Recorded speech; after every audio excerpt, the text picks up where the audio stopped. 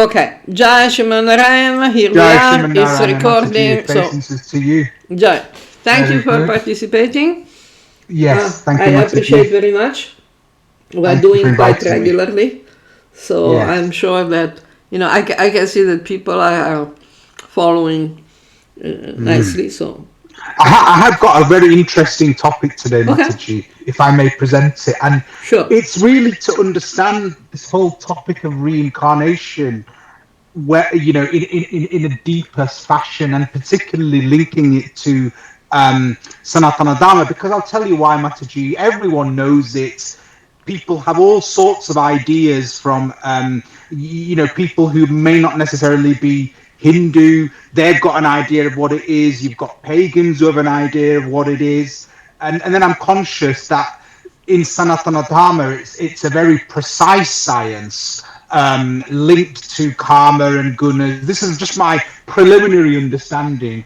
And I think there's enough evidence now for most of us to know that it's a real thing.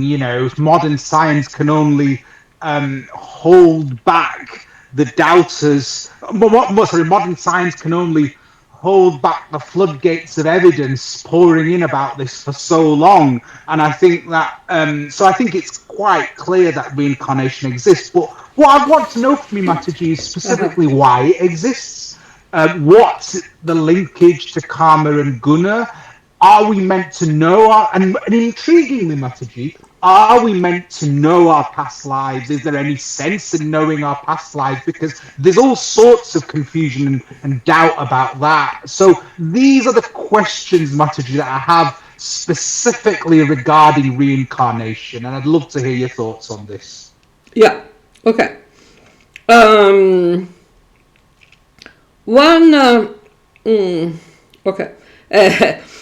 One thing is, again, we need to make a distinction between Sanatana Dharma, Vedic knowledge, and Hinduism. Of course, Mataji. I'm just sort of giving you the spiel. In general, in the cultural region of yes, Hindu stuff. Absolutely. So, again, people think it's Buddhist. Some people say it isn't. I'm just sort of, expressing the range no, you're right. Exists. Yeah. Now, the point is that, in fact, all the ancient religions accepted the idea of reincarnation. All of them.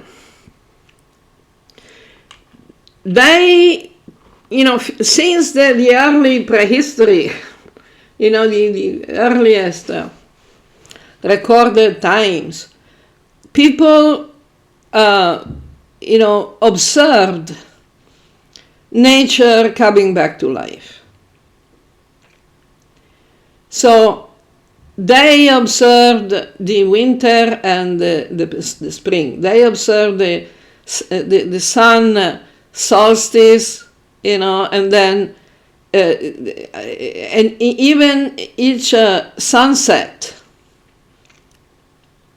and then the sunrise, because they could understand the concept of cycles. And for the ancient cultures, the time is eternal and made of cycles that repeat. Cycles means something that repeats. Now, the Abrahamic ideologies have introduced the idea of linear progress, historical linear progress, which means one creation and one destruction, and then eternity. Nothing changes. Everything is done. As they say in the casinos, les jeux sont faits. The games are done. Okay. Now, why? Because they needed to control the people. So the idea of banning the concept of reincarnation was basically the attempt to control the people under that particular religion or ideology by which you need to behave properly in this life, which is after all not so long. And if you behave properly, then it will be done. It's when death comes, the problems are, the choices are over. You have no more choices. So for materialists, you don't exist anymore. So you're not growing any particular, consequence of what you have done. But, if you don't behave according to the orders of the authorities, you have a very bad life before you die. Or you can even die sooner, if the authorities decide to kill you. Now, so what you're saying here, Mataji, is that obviously people are looking around, they're seeing the seasons coming and going, they're seeing nature coming back to life again, yet they're struggling to and yet Abrahamism had to sort of put a more linear concept of time, which was totally at odds with what people were observing around them, basically. Exactly. So the concept of reincarnation was banned by the church, because even the early Christians, they had some idea of reincarnation. Because they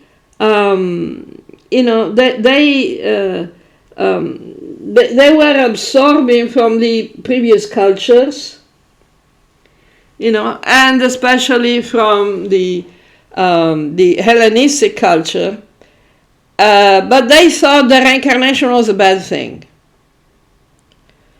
because it's like a sentence of having to live in this horrible world again and again.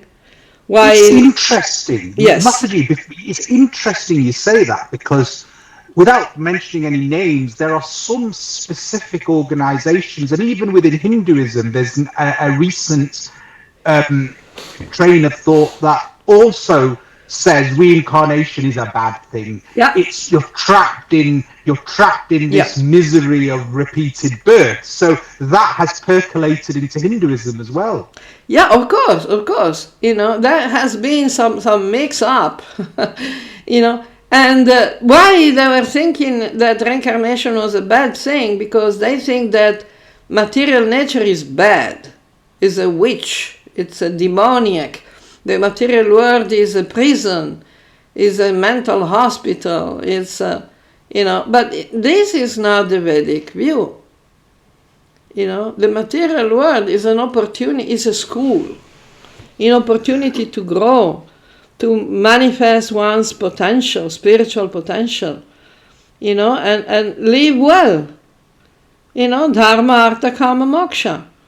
It's not, reincarnation is not something to be scared about, or to loathe. And that's interesting.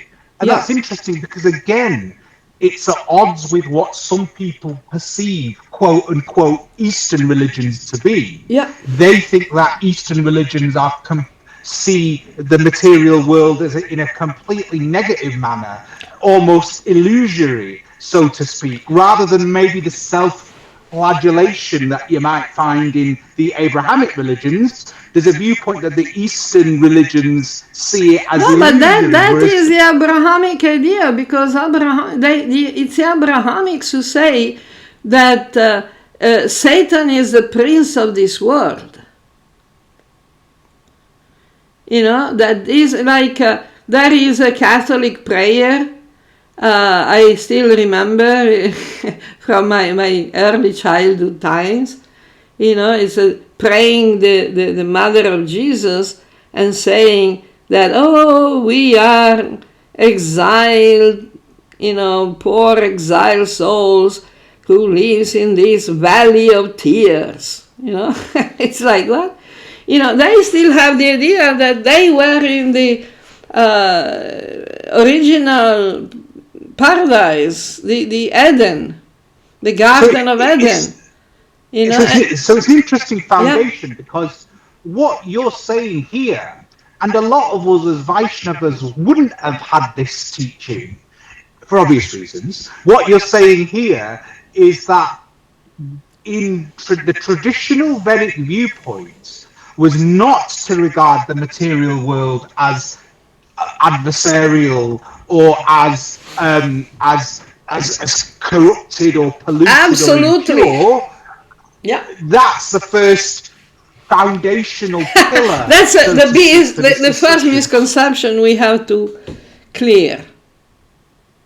To clarify, because it's a big misconception that we only want the spiritual world, because here in this material world Just to clarify one point, some Abrahamic paths regard it as a quote unquote test.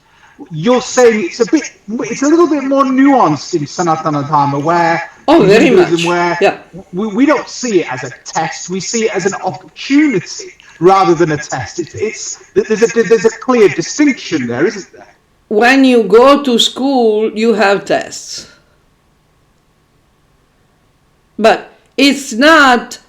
The test is not about if you have faith or not, if you obey or not. The test is about what you have learned. And you don't have a punishment. The problem in the Abrahamic mentality is that, we get reward or punishment. But that's not the Vedic view. We get the reaction to our karma, but not as a reward or punishment. It's just a neutral effect, like gravity. If you drop a glass, from the table, it's not that the glass breaks as a punishment.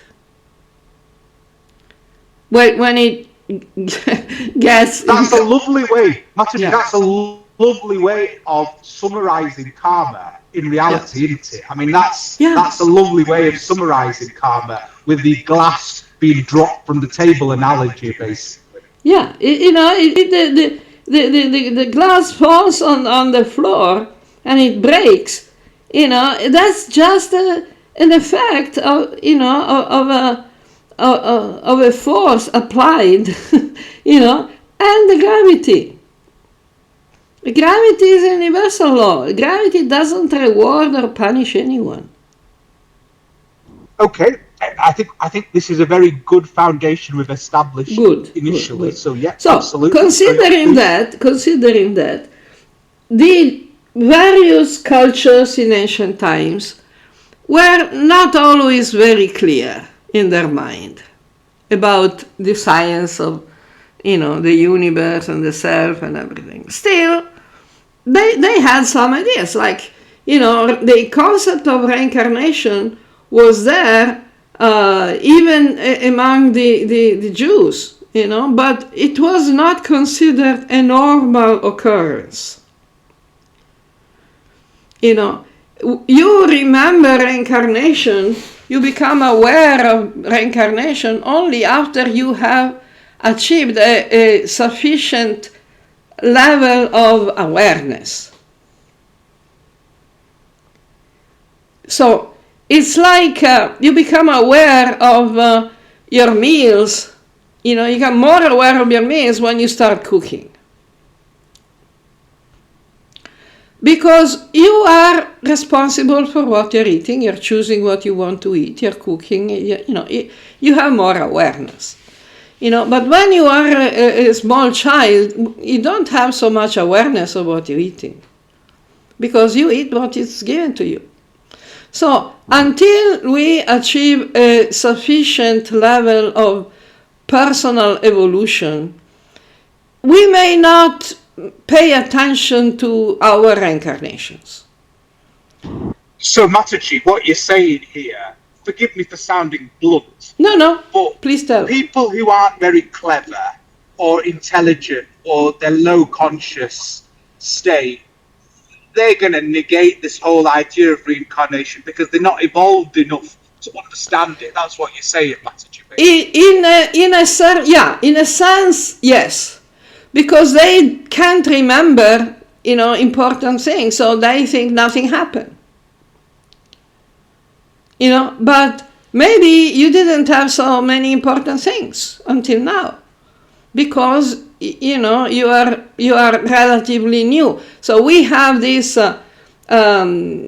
concept of the old souls. You must have heard about that. Yeah, the old soul. Someone who might be young but appears to be experienced in various things and thinks in a different way. Oh, I'm an old soul. You hear of that a lot, don't you? Basically? Yeah, exactly. You're an old soul, aren't you? Basically, old soul means that you've been around for a longer time. So you kind of remember more stuff. You learn more stuff as a human being.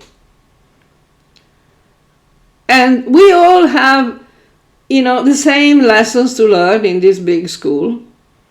So we have to learn that controlling others is not, what is not as nice as it appears to be, because it's not exactly,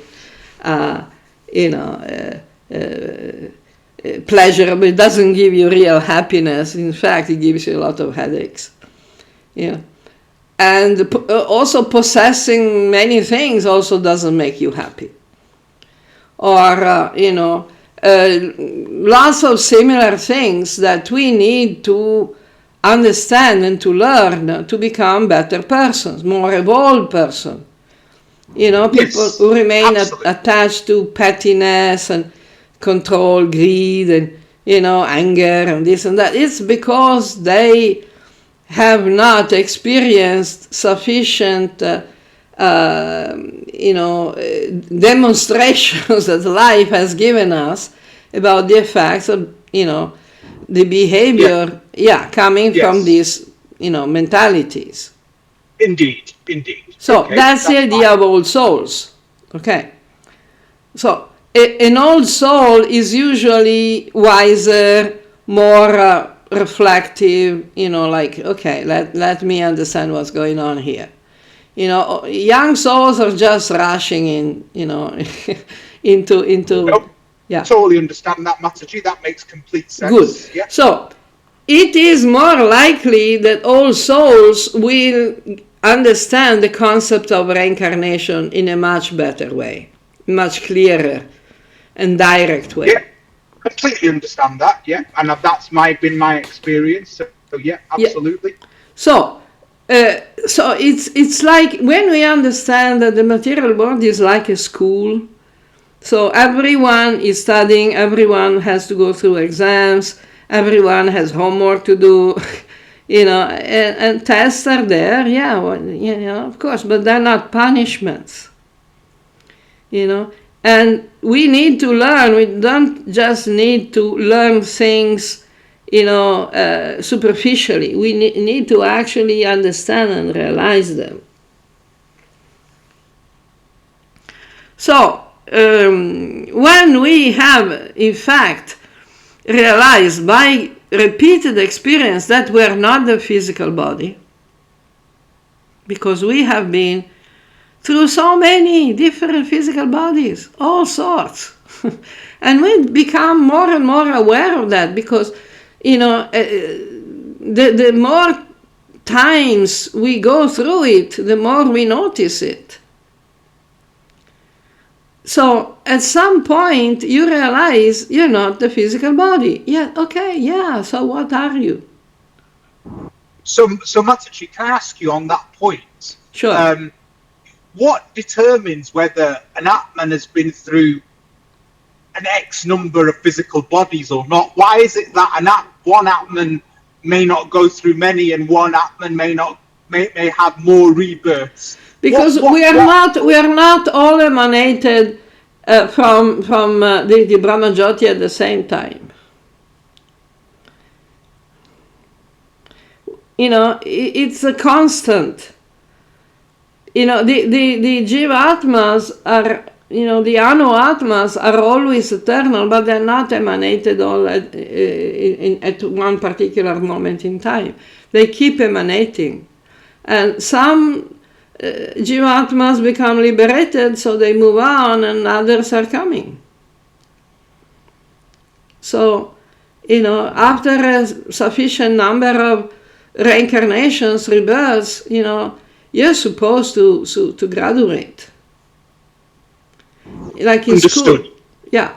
So the more rebirths you have, and the more experiences you have, the more you start to develop the awareness that, hang on a minute, have we lived before, basically, in reality, isn't it, Mataji? That's what you're saying. Yeah, well, that's easier to, understand and become aware about. There are some souls who want to remain attached to ignorance, so they can go on for, forever to, have to reincarnate again. But usually, it's like at school, you may have some students where, they're 30 years old, they're still in primary school, but there are not so many of them. Indeed. Indeed. So that analogy makes complete sense. And again, that's laying a foundation that not many people know of, I'm afraid. So yeah, including me. So that's been very helpful. Yeah, but please carry on. Yeah, because there are lots of misconceptions that have been carried on, especially by fictional entertainment, like films and books and stuff. Well, this is the other thing, Mataji, where you get these stories of children finding, knowing a different language that they could not have known, or they got killed in a previous birth, so they found the murderer or something like that. You hear these stories, and should we take them seriously, Mataji? Is there a grain of truth in them? There is so much truth in them that even the official academic system has recognized them. You may not have heard about Jan Stevenson and his co-operator. What is his? Jan Stevenson and Jim. Now I don't remember reincarnation research. But that's okay. Jim Tucker, I think that was his name. So Jan Stevenson, experiences are real. Jan Stevenson, he was, because he died at some point, a psychiatrist and professor of psychiatry. And he started to research about reincarnation. And he has done a brilliant research work, very well documented. And he studied thousands of cases in which they went to verify, because there were cases where the memories from previous lifetimes surfaced in early childhood. So it was still possible to go and verify the information about the previous life. And Jan Stevenson, Jim Tucker, and his other people, but especially these two big professors of psychiatry, they went around. And they, especially in India, but not only in India. Now the point is that children tend to keep some memories until a certain age, because their identification with that particular current physical body is not so strong yet. And the memories that are most likely to persist are connected to traumatic events, especially traumatic deaths. Which also another factor, when you have a traumatic death, you usually die relatively young. So still there will be people around of reasonable age that, you know, clearly remember you in that previous life. And this also explains, for example, it's connected. It was verified that very often it corresponded with birthmarks. Yes, I've heard of that. Or physical deformities or illnesses. Yes, I've heard of that, Mataji, that you carry those marks from a previous life, or even you carry illnesses from a previous life as well, isn't it? There's a medical element to that as well. Yeah, and the same way you carry phobias, but you can also carry talents. You know, because especially if they were very strong in the previous life, you know, they are still carried in your subconscious memory, so they can come up more easily. Like, it's not normal for a 3-year-old, you know, child to play the piano in a wonderful way, or you know, make complicated mathematical calculations, or paint beautifully, you know, artistic masterpieces. Why? These things happen. It's not the genetic, because the parents or the child in that child's family, nobody is doing stuff like that.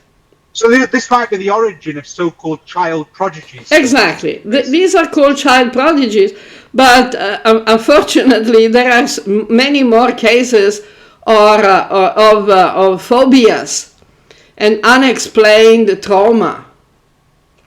You know, like being afraid of the dark, or afraid of the water, afraid of, you know, heights, you know, and that fear is well beyond reason. You know, it's extremely intense, and it's not explainable by anything that, you know, might have happened in the current life, because nothing happened. Yes, you can't construct a psychological model from modernity that would explain. You have to postulate, you know, what Roberto Saggioni called transpersonal psychology. Means the personality is not connected, is not tied to this particular, you know, personality. You can have other personality. You had other personalities before, and that postulates reincarnation. So the work that Jan Stevenson, Jim Tucker, and other people have done during the last 40, 50 years, you know, is very interesting, because it gives, you know, gives the results of the research and experiments with very scientific data, by verification, by experimentation, observation, recording, and everything. And you know, even skeptics have, you know, recognized the value of this research. You say, wow, you know, this is incredible. It makes perfect sense. You know, it's a very scientific approach. Now, the most practical and useful result of this scientific approach has been applied in psychology, psychiatry, as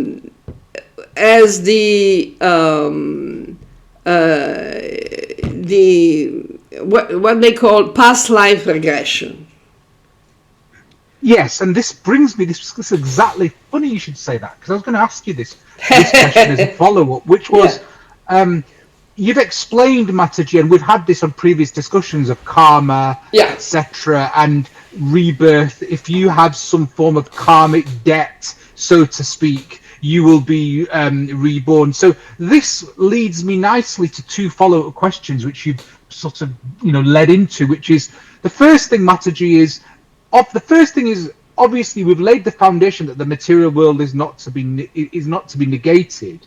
Yeah. Is there a point where an Atman and I'm going to say this in quotes, breaks the cycle of life or death, quote unquote, and then doesn't get reincarnated anymore and lives in the spiritual world forever and never falls down again? This is this vision I've got. This is the concept of moksha. This is the very concept of liberation, moksha. So this is the fourth purpose of human life. Yeah, sorry, tell. Do you leave your material body at that point? No, wait. Uh-huh. Liberation is not the liberation from the material body. Liberation is from the need of having a material body. That's different. That is different. Please carry on.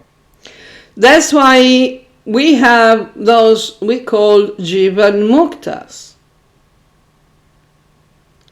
who are people who are already liberated while they're still living in the material body.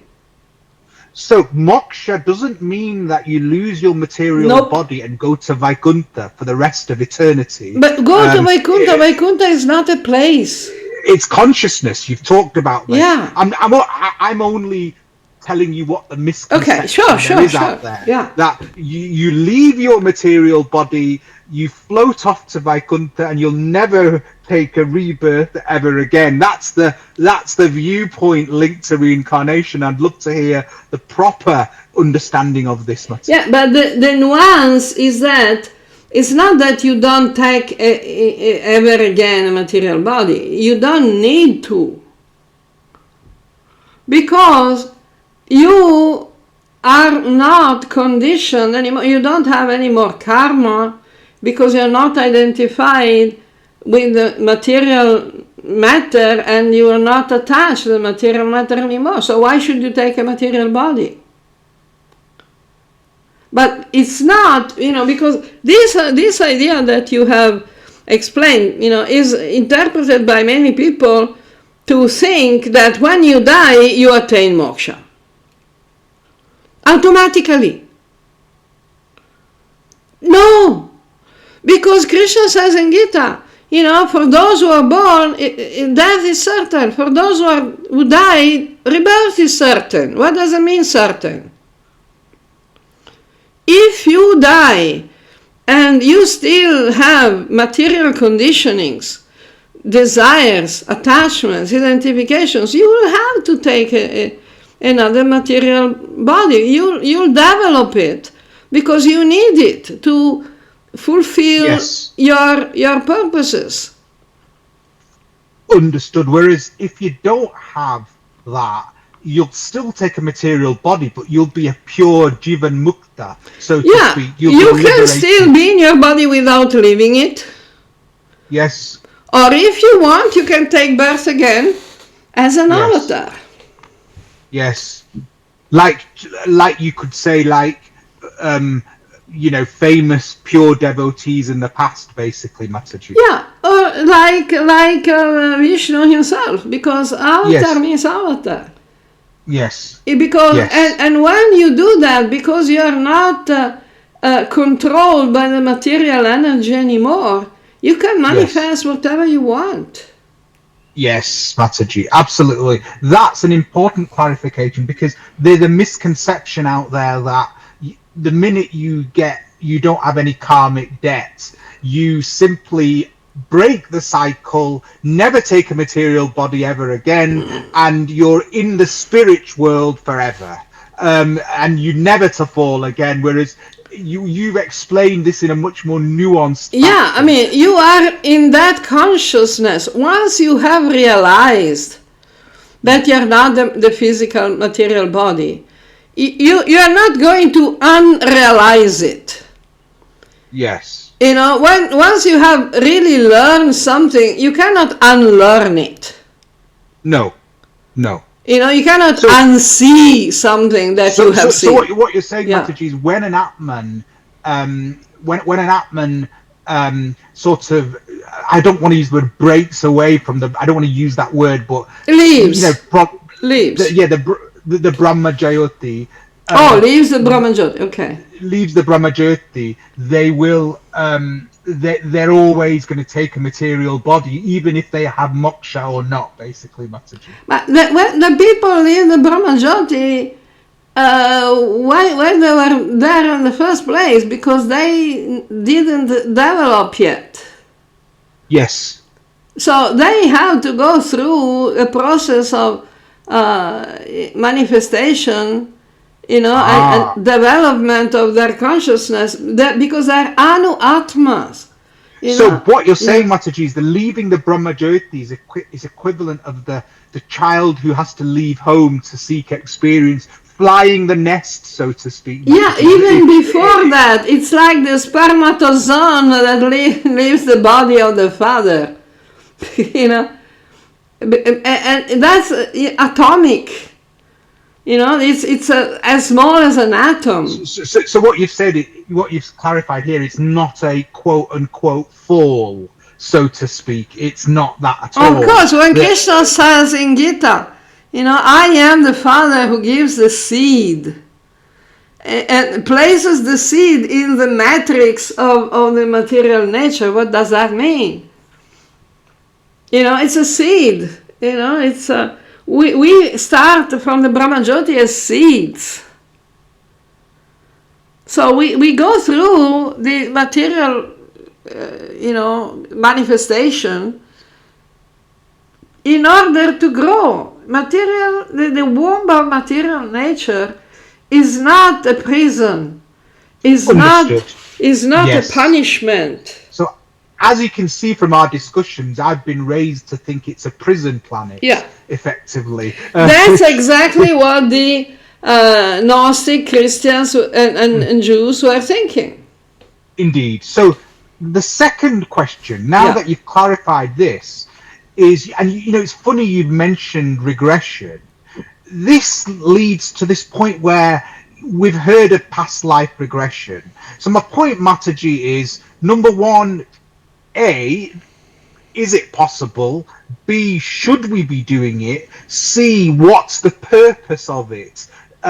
You know, because what sometimes happens is, you know, you'll get the naive person saying, oh, I want to know what I did in my previous lives. Oh, I want to go to a hypnotist and all this sort of stuff. Can you explain this a little bit let's go again. Let's go back to the example of the school. Now, you are, let's say, you know, standard 2. You've gone, you know, maybe 3 or 4. Let's say, well, you have primary school. How many classes you have in the primary school standards? You have 4, 5. You know, in the Italian schooling system, you have 5 years of primary school, then 3 years of middle school. Yes. And then 5 years of high school. Yeah, our system is that we have secondary school for about and then 5, you know, until the age of 16, and then you know you have higher education. You know, then you have what we call A-level. So let's say that now you are in secondary school. Okay. Yeah. Now, and you are in the second year of secondary school. There is nothing wrong in going back and reading your textbooks from the first years of secondary school. No, absolutely not. In fact, there's nothing wrong. A lot of people don't do it, of course, but there's nothing wrong with that in theory. Sometimes it can be useful. Yes, very much so. If there's an exam at the end, particularly. But because if you if you repeatedly fail some particular test on any subject, that means you have not really grasped the knowledge you are supposed to learn. And maybe you need to go back and see where you should have learned that thing and you missed it. So, past life memories recovery and integration is definitely possible. I've been doing that personally and for myself and for other people since the 1980s.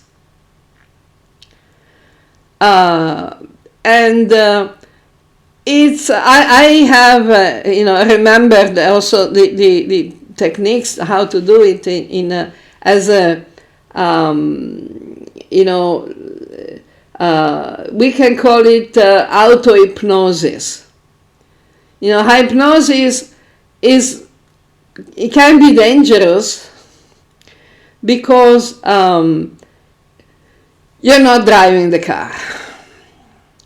Yes. When you get hypnotized in the regular hypnosis, the hypnosis research started already in the 1800s.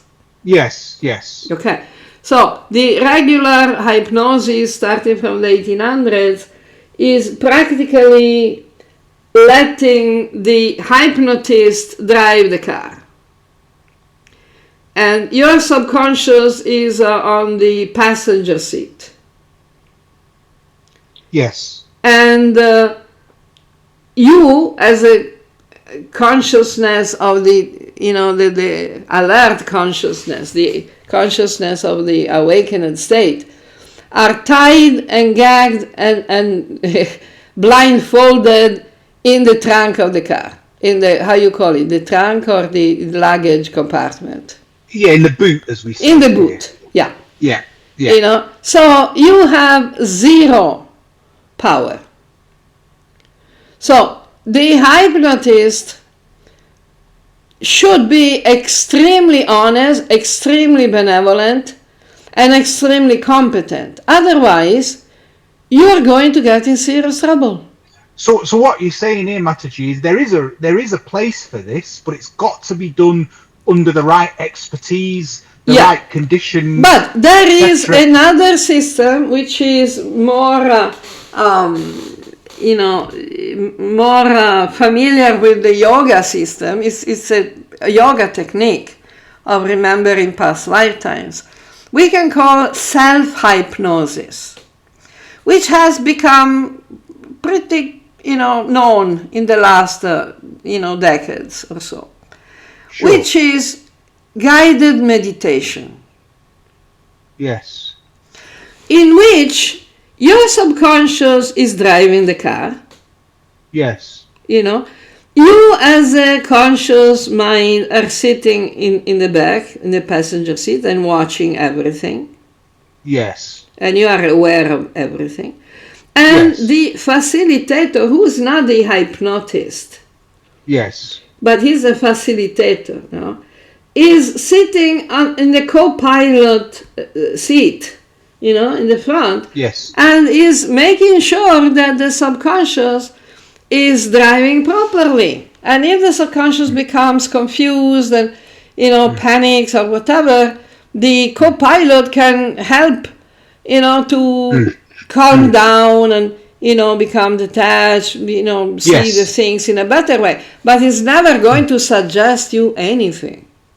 So Mataji, for the purposes of me and your listeners, what situations, this is a broad brush answer that we want. In what situations should you be thinking about doing this, and what can go wrong? What can go visibly wrong? Yeah, in the self-hypnosis, in this meditation, guided meditation, nothing can go wrong. Because you're still awake. I'm not talking about that. I'm talking about when they go to a so-called... the hypnotist. Hypnotist, yeah, that's my point. Yeah, the actual hypnosis, what can go wrong is that...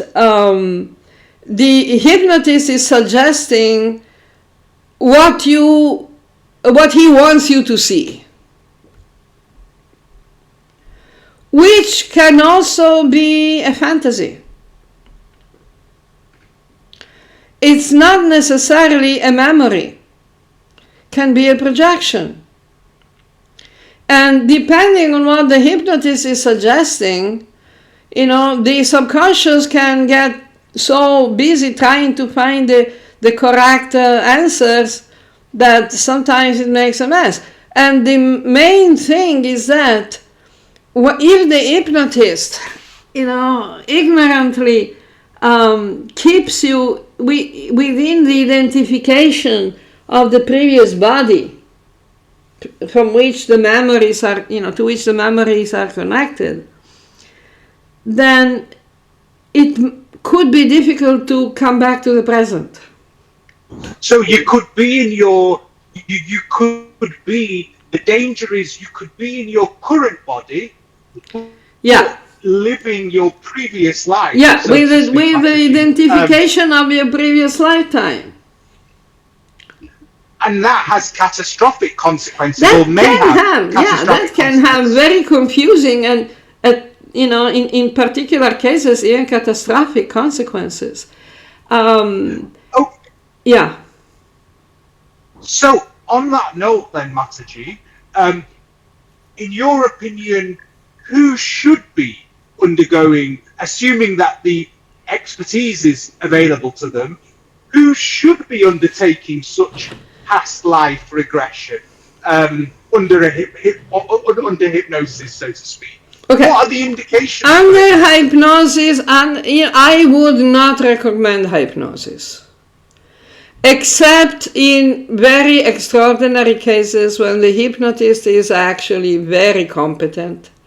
And this is only in extreme cases such as very strong phobias, very strong traumas that the subconscious has removed from the memory.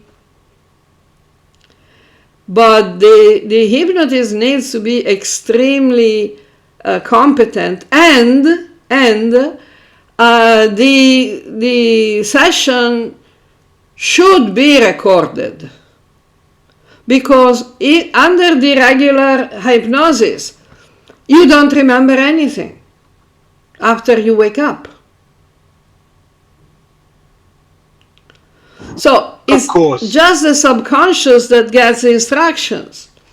And that's the biggest danger, because if you don't remember why you're behaving in a particular manner, or why you stop behaving, it's not helping you grow. It's not solving really solving the trauma. I completely understand that, Mataji. So I do. Yeah. So I do have another sort of you led on to a very interesting question, which is, Mataji, that from the end of one material body to taking up another. Yeah. What have we learned regarding the time span, Mataji? Yeah. Is it 50 years? Can it vary? Can you be born in a different loka? Can you go to, what are the temporal and geographical relationships when you leave a material body and take up another one, Mataji? Yeah, so there is a totally, different perception of time. And there is absolutely no limit about space. And the only limit about time is that you cannot go back to the past. You cannot reincarnate in the past. Some people say, I want to reincarnate in the Middle Ages or in ancient Egypt. No, you cannot. So basically, Mataji, Back to the Future is not possible, effectively. No. That's something you can do on the astral level if you want to actually, but you cannot interact with the matter, because that matter is not there. That particular configuration of matter is not there anymore. So that's a bit like Interstellar or something like that, basically, Mataji. Or when they're witnessing the past, but they're not actually. Exactly. They can't influence the past. So in the last decades, there has been a lot of films, and especially films about this subject. Some have been quite reasonable and useful. Some have, confused the mind of people, but definitely it is something that can be very useful because we become more aware of our personal karmic journey. And this is something that we usually do between one life and the next, between death and rebirth. Usually there is a variable period, various length of time, in which we are in the other dimension, we are between lives, and if needed, we can get some orientation consulting. So what happens in this limbo state, Mataji? It's not exactly a limbo. No, it's not a limbo, because limbo is a specific term. Yes. But you know what I mean? Yeah. What happens? What happens in between these births, between one birth and the next, Mataji? Yeah, the technical term that we can use that is more accurate is from Buddhism, especially Vajrayana Buddhism. They're calling it bardo. You heard about the Tibetan Book of the Dead? Yes, I've heard of that. Everyone who goes into Dharma hears about that. They must have heard. So, what is the book, the Tibetan Book of the Dead? The original title in Pali is Bardo Todol, and describes what is likely to happen. It's not going to happen, in any case, in all cases. Because sometimes you immediately take a new birth. If your desire, your connection, your consciousness is very focused, you can immediately take a new birth. Or you can, you can be already liberated and then you don't go through the bardo, But this dimension is a space between dimensions, between death and rebirth. It's a time, it's very similar to the dreaming state in which we don't have a body anymore. We are, out of body, the out of body experiences, when you don't get back inside the body. Because the usual near-death or out-of-body experiences, usually you get back into the body, because otherwise you're not going to tell anyone what happened. Okay? But when you die, you don't get back inside the body, because it's not working, the body is not working anymore. So you're in this, in between, which is very similar to dreams. And what does that do with the subtle body? And Mataji, is there any linkage with the subtle body? We hear about. Of course, we are in the subtle body. When we leave the gross physical body, we are transported. Like Gita is saying that very clearly. Like the air is carrying the sense. We are carried by the mind. We're in the subtle body. Yeah. We're in the subtle body, and then the Atman takes rebirth in another gross material body. Yeah. Am I right, basically? That's a natural cycle. And the ghosts that we observe are people in their subtle body in between births. Am I right, Mataji, basically? Those who are stuck. We can say, like Krishna in Gita is comparing the process of rebirth to leaving old clothes and wearing new clothes. Okay. Now, the subtle body is like the underwear. You don't go around in your underwear. But the underwear, you keep your underwear, and then you choose the next the next clothes, and then you wear the next clothes also based on your underwear. That makes sense. So in effect, you're choosing your next, not choosing, but the next. Yeah, you are actually choosing. Yeah, but you choose doesn't mean that you are completely free to choose whatever you want.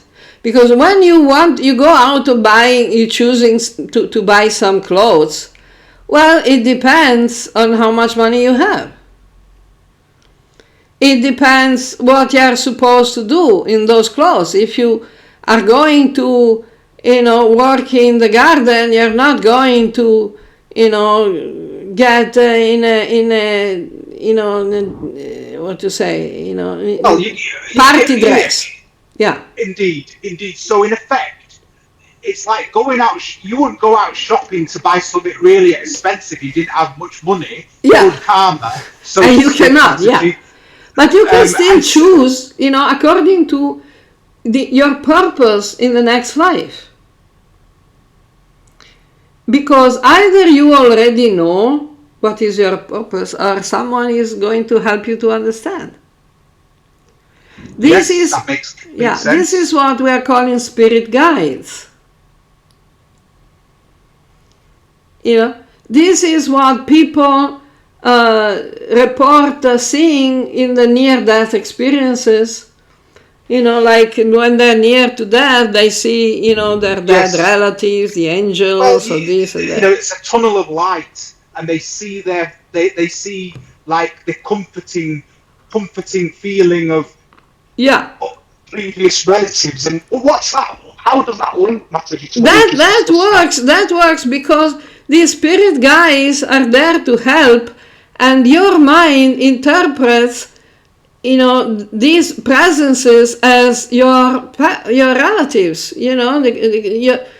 someone who's there to comfort you, because they're there to comfort you, and they can see your mind, they can see your subconscious, and they can show you any form that you want, your grandmother or Jesus or Mother Mary or I don't know, whatever, the Valkyrie.